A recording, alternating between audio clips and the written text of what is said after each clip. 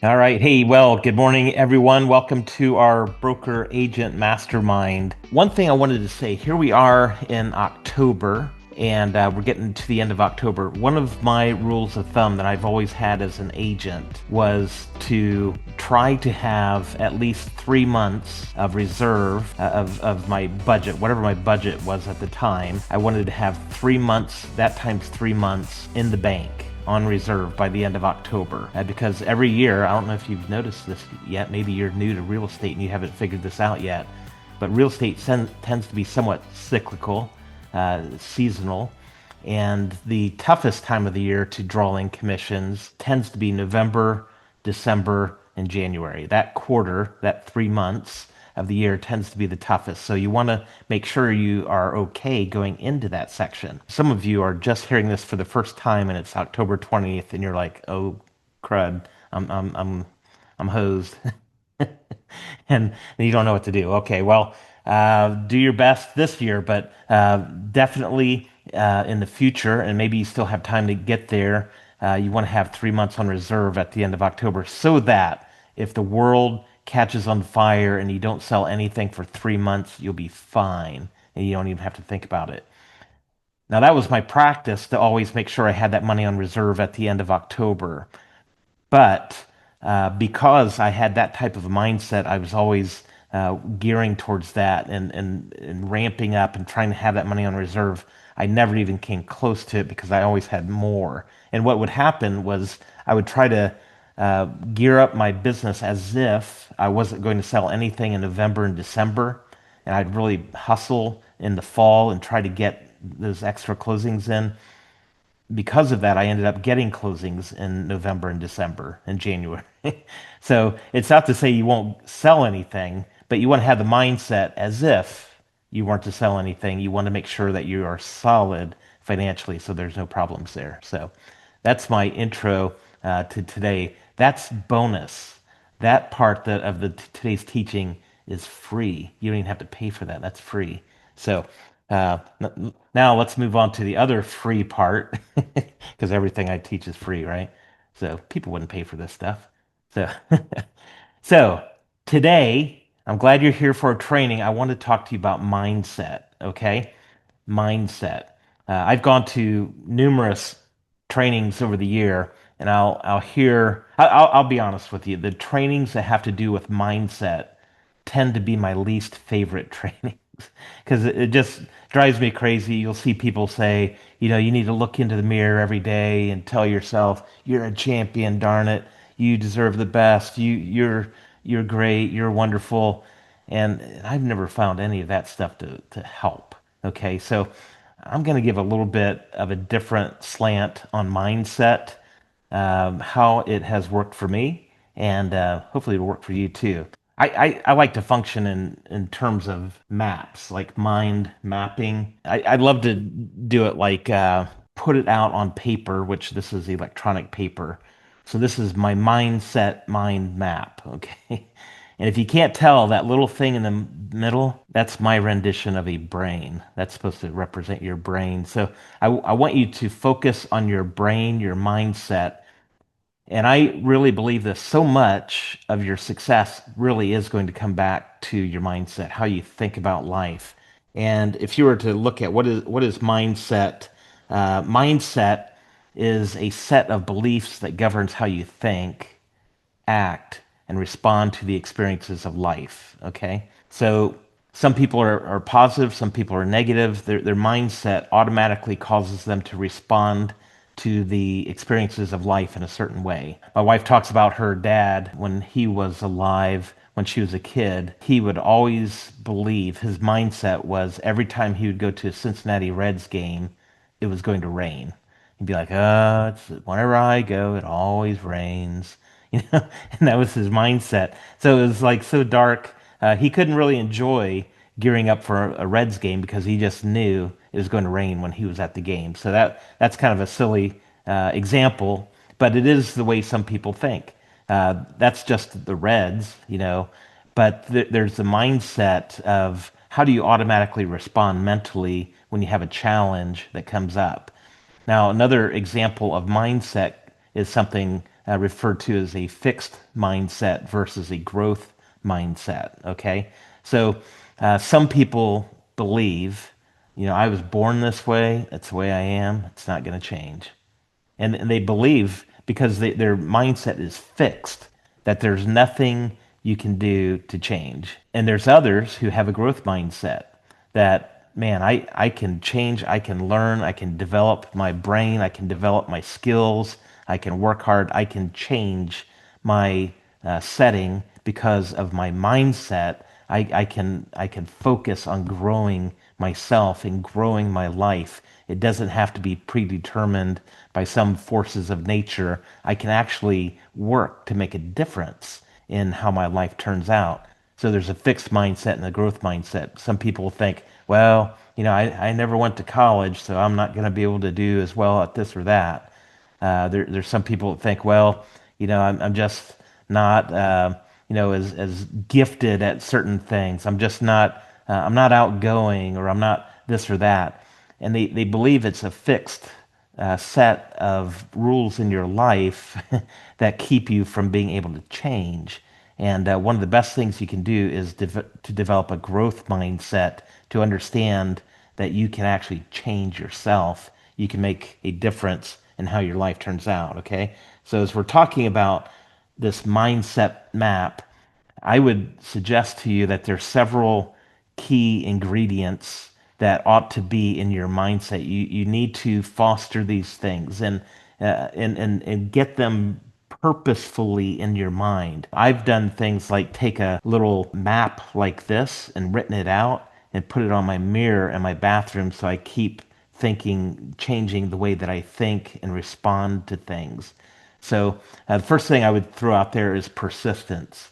A champion, their mindset is going to be one of persistence. Okay, they're not going to give up. They're going to keep trying, keep pounding, keep pounding, keep pounding, and they'll fail, but they're not going to give up. They'll keep pounding, keep pounding. They persist. They keep going, and they don't stop. They never stop fighting. They keep going so that they can win. Another component of this mindset of a champion is positivity, thinking positively about the situations around you. I knew a guy. It was actually through an MLM organization I was a part of many years ago. Multi-level marketing. If you haven't heard of that, there are some of those that are pretty good. Some aren't as good. And I think some people they do great in these, and some people don't. For me, real estate was a better way to make money than MLM, and so I leaned into that. But it was great to learn how some people succeed, and so it was kind of a learning experience for me. And there was this guy that was from, gosh, it seems to me he was from like Bangladesh or someplace like that. He went to New York City and was a taxi cab driver back in the olden days when we had taxi cabs, which was like what 3 years ago.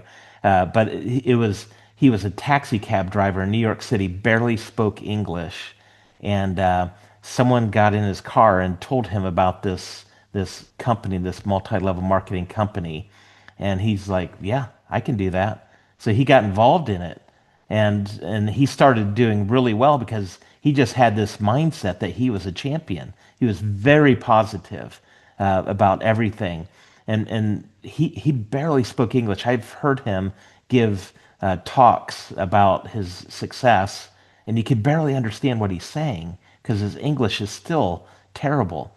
And yet he would get thousands and thousands of these people to get involved in his business because he believed in it, and he was positive. He was very, very persistent, and he made millions upon millions of dollars through this organization. Now, when I look at him and I think back of the stories I heard of him, the number one characteristic that stands out to me of this man was that he was very positive. His positivity was extraordinary. And anytime something bad would happen, he'd say, "Well, that's good for me. Well, that's good for me." He was known for saying that. "Well, that's good for me." So, they might say, "Gosh, you're a taxi cab driver. Uh, you know, your wheels, all four of your tires just blew out at the same time. And he'd say, well, that's good for me.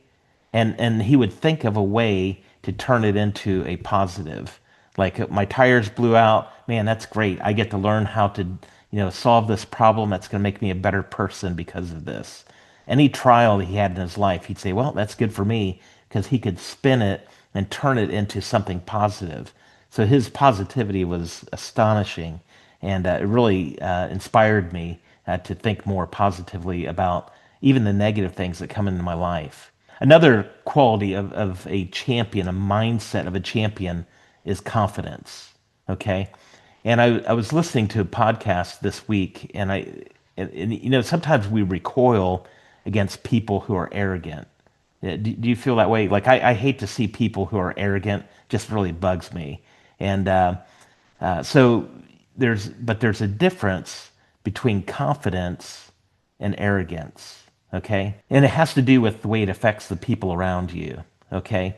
Arrogance is this egocentric perspective that causes a person to they push other people down around them. An arrogant person pushes people down. We had a birthday party we went to last week, and there was a fellow at the party. He just couldn't stand the thought of other people, potentially somehow being perceived at a higher level than him. He wanted to be the king of the birthday party, even though it wasn't his birthday. And Lee and I were sitting at the table with him, and he said, he just referred like, well, I'm sure lots of people hate you, Chris. It's like, why would you say that? It's true, I'm sure lots of people hate me. Yeah, sure, I'm sure that's true. But why would you say that? You say things like that when you're trying to push others down around you, and so that's arrogance. Okay, that's not the same thing as confidence. Confidence is when you truly believe you can accomplish something, or you feel comfortable in a situation because you believe that you have what it takes to get through that situation. And if you don't have what it takes, that you believe you can attain the skills that it's going to take to get through a certain situation. So you become confident. And the best thing I like, the best story to me is it happens to be in the Bible. David, who had to fight Goliath. Remember that story? He didn't just go out against Goliath one day having never done anything. He had already defeated a bear, and that's kind of a big deal, a bear and a lion. Those are kind of a big deal. But he had these smaller victories, and then he built up to this giant thing. I don't think that's a coincidence. I think that's a good story to give some perspective on how success works. You build up to it, and it gives you the confidence. And for me, and this is just, I don't want this to be a religious podcast or religious session. But I have to say, for me, I love what David said when he went against Goliath. He said, I don't come to you in my own strength. I come to you in the name of the Lord. His confidence wasn't even in himself. And my life, I came out of an abused family. I was abused throughout my childhood, and I crawled into a youth group in a church one time. Years later, the youth pastor said he had never seen a child who had a worse sense of self-worth than me. I was just so down. I was like a whipped puppy. I was a whipped child, is what I was. And I came into that youth group, and they introduced me to a different life, and that made all the difference in the world. So I have confidence. Fortunately, I have a source of confidence, which happens to be God. You can figure out what that looks like for you. I'm not gonna preach that, slam it down your throat or anything, but you should at least explore that idea. But confidence is very important as your mindset that you can accomplish things. Now, another mindset thing, obsessiveness, obsessing over things. Champions, their mindset is often going to be that they just think a lot about that thing that they're wanting to accomplish. They give a lot of thought to it. As a matter of fact, they obsess over it. And I was thinking, I guess my dog's not in here today. Some of you have seen my dog, Zig. Zig is a wire-haired pointing griffin. He's a lot like having a wild animal living in our house.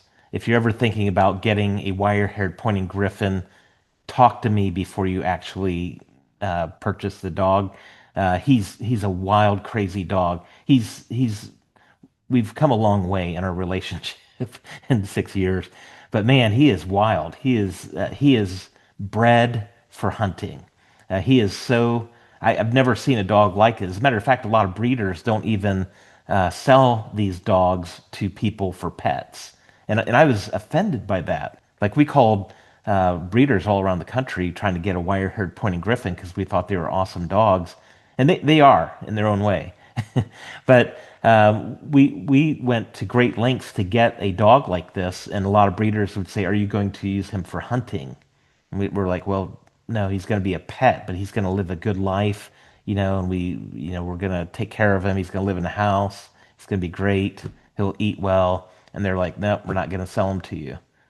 And I was like, "Well, why wouldn't you sell him to us? We're going to take great care of him." And they're like, "He's a hunting dog. They're bred for hunting." I didn't understand that until after we bought one.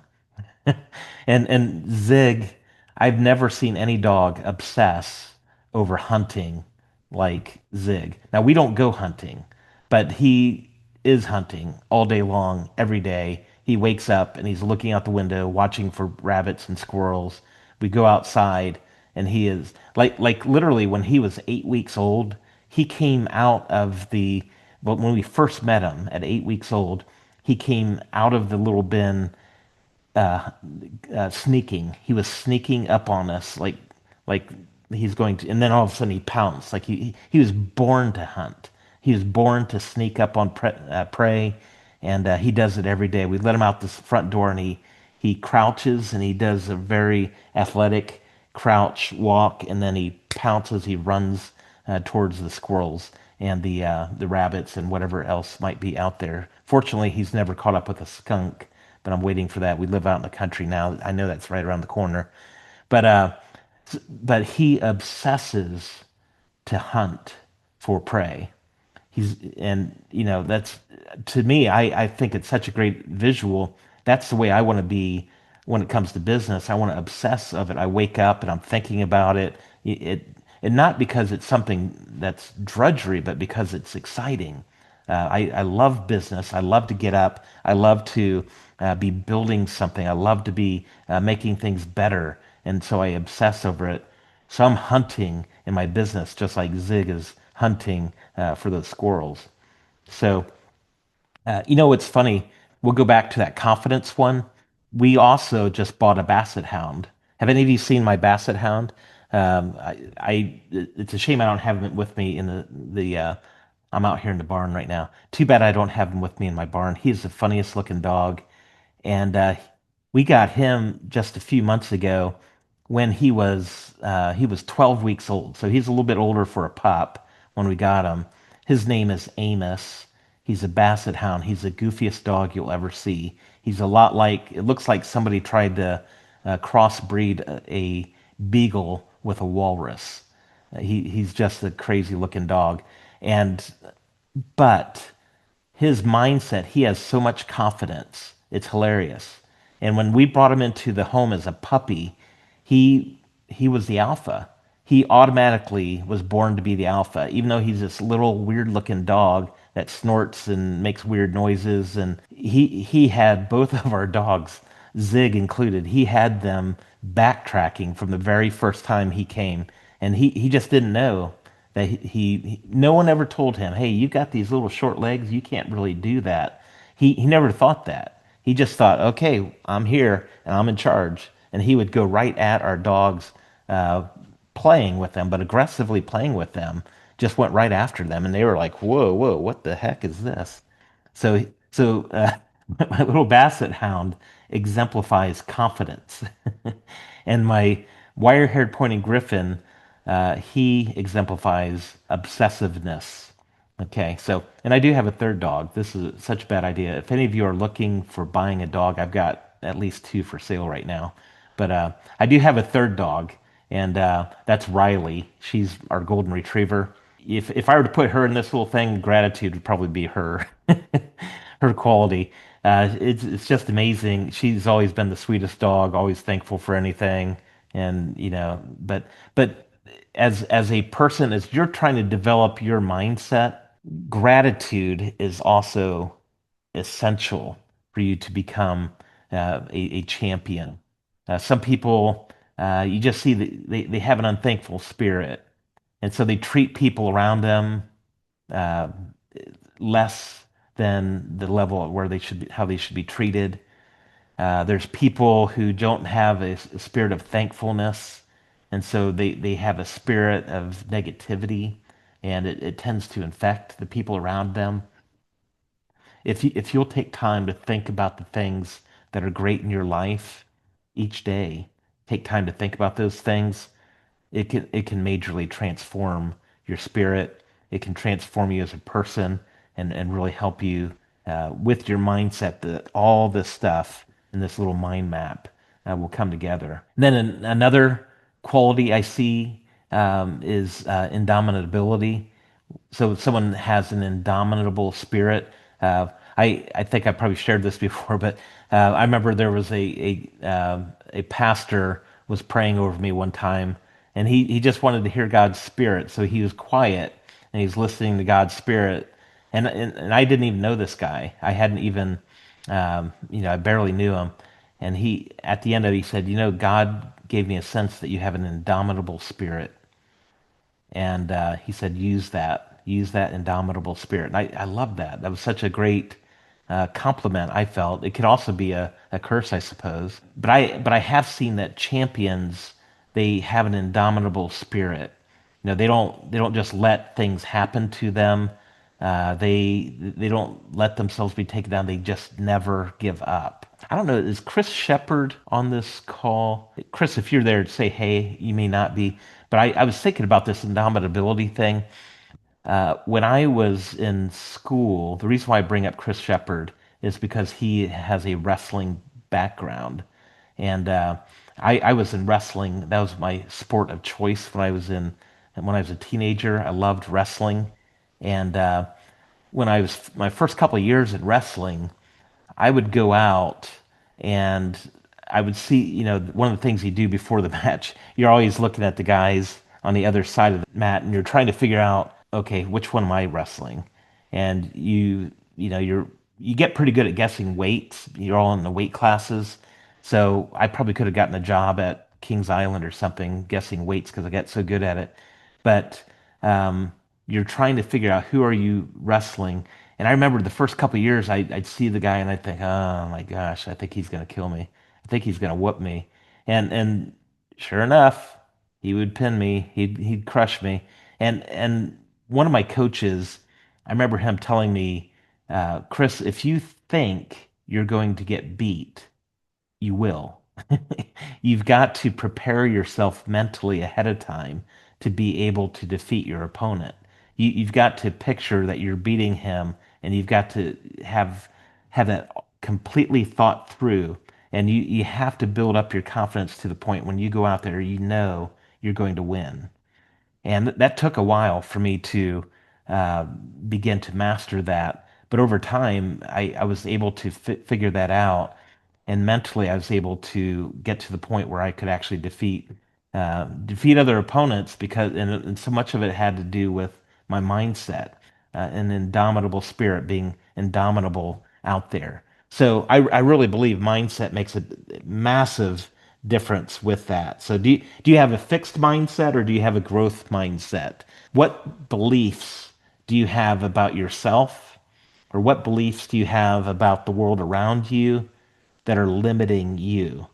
So I would encourage you to think that through and work to master those things.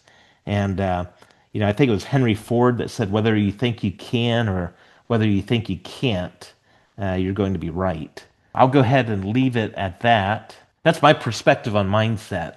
I think The way you think is going to determine whether you go to new heights in your business or whether you fizzle. And this time of year in particular, this is October. Some agents, they just get disheartened by the market. It's slow. By the way, we've got one of the worst markets right now that we've had in 25 years. If you still have your license, that's great. You're doing great. Don't give up. Stay in the game. I truly believe there's going to be a surge of business over the next 12 months. So those who didn't get out of the game are going to be rewarded for that. But don't give up. Keep your mindset strong, especially this time of year. Keep going. Figure it out. Your mindset is going to cause you to learn things and to focus on things that will help you to get business. Other than that, have a fabulous week. Go sell a house.